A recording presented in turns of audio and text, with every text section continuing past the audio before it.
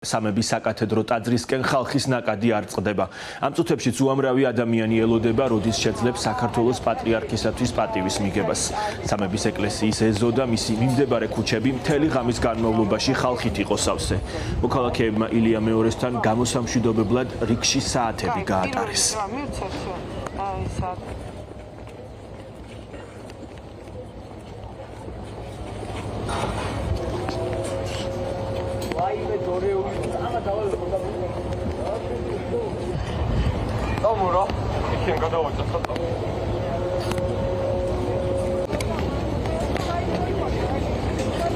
Ზაღუა მუშაობს სამების საკათედრო ტაძარში, რომელიც ფორმულას ეთერს უერთდება.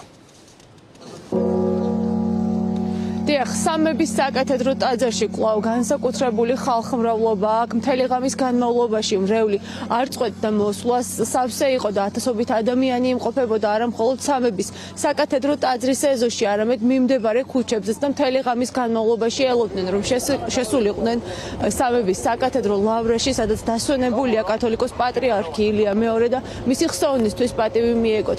დღეს დილით მის ხსოვნას ასევე პატივი მიაგეს სრული შემადგენლობით თავდაცვის ძალებმა, მათ წინ მოუძღოდათ ირაკლი ჩიქოვანი, როგორც იცით, პანაშვიდები 24 საათის განმავლობაში მიმდინარეობს და მას ესწრებიან როგორც უმაღლესი იერარქიის სასულიერო პირები, ასევე მრევლი და სხვა მაღალჩინოსნები. თქვენ თავდაცვის ძალების სამძიმარი შეგიძლიათ პირდაპირ ეთერში მოისმინოთ.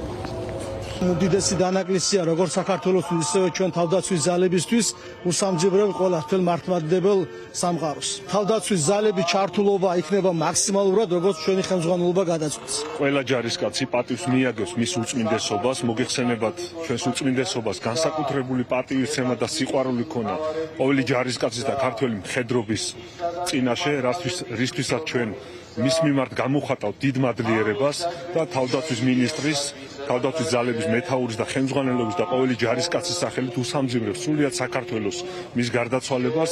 ღმერთი იყოს ჩვენი ქვეყნის მფარველი. ღმერთმა დალოცოს საქართველო, ჩვენს უწმინდეს კი უფალმა დაუმკვიდროს სათასასუფლებელი. ამ ყველაფერში რა თქმა უნდა განუზომელი სიყვარული ჩანს პატრიარქის მიმართ და უნდა ვთქვათ, რომ ეს თავად პატრიარქმა დაახლოებით 50 წლის განმავლობაში მისი გულწრფელობით, მისი სიყვარულით, მისი მზრუნველობით თითოეულ ადამიანზე ამით დათესა და უამრავი ადამიანი, თუნდაც 50,000-ზე მეტი ნათლული უფრო მეტად მიახლოვა, უფალთან უფრო მეტად მიახლოვა და ეს ყველაფერი ამ დღეებში ძალიან ნათლად გამოჩნდა, რამხელა სიყვარული აქვს და ექნება უწმინდესის მიმართ ჩვენს ერს.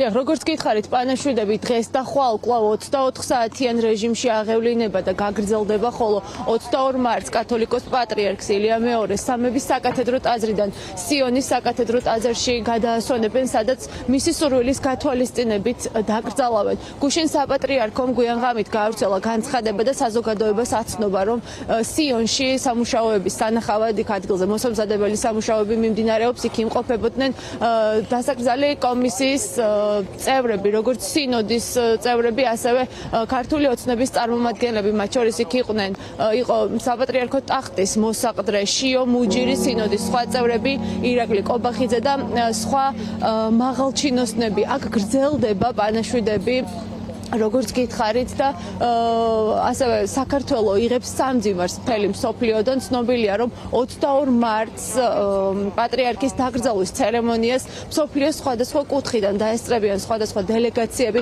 მათ შორის დაკრძალვას დაესწრება მსოფლიო პატრიარქი ბართლომეოსი, თუმცა ის ლიტურგიულ მსახურებას არ აღავლენს. უფრო მეტ დეტალს შემდეგ გამოშვებაში მოგიყვებით. აქ გრძელდება პანაშვიდები და მის ხსოვნას კათოლიკოს პატრიარქის ხსოვნას პატივს მიაგებენ.